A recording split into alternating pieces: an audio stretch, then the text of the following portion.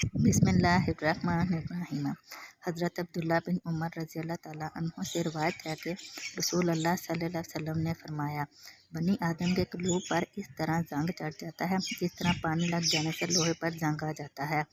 अर्ज़ किया गया कि हज़ूर सल्लल्लाहु अलैहि वसल्लम दिलों के इस जंग के दूर करने का ज़रिया क्या है?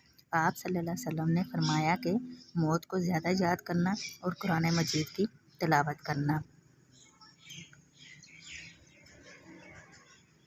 तशरीह कल्ब का जंग ये है कि वो अल्लाह से और आखिरत के अंजाम से गाफिल और बेफ़िक्र हो जाए।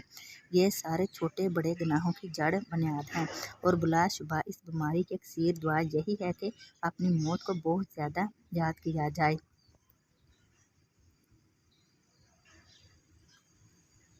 इसका ध्यान और मुराकबा किया जाए और कुरान मजीद की अज़मत और अल्लाह ताला के साथ इसके ख़ास अलहास नस्बत को महफूज रखते हुए अदब और एहलास के साथ इसकी तिलावत की जाए।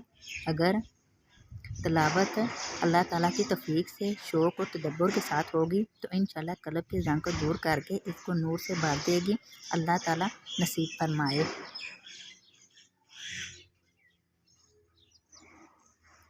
हज़रत आयशा सिद्दीक़ा रज़ी अल्लाह ताला अन्हा से रवायत है कि रसूल अल्लाह सल्लल्लाहु अलैहि वसल्लम ने फरमाया, जिसने कुरान में महारत हासिल कर ली हो और इसकी वजह से वो इसको हिफ़्ज़ या नाज़रा बेहतर तरीके पर और बेतकल्लुफ़ जमा पढ़ता हो, वो मुअज़्ज़ज़ और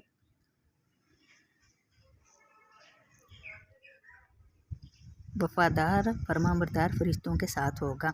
और जो बंदा कुरान पाक अच्छा याद और रवा ना होने की वजह से ज़हमत और मशक्क़त के साथ इस तरह पढ़ता हो कि इसमें अटकता हो तो इसको 2 अजर मिलेंगे, एक तिलावत का और दूसरे ज़हमत और मशक्क़त का।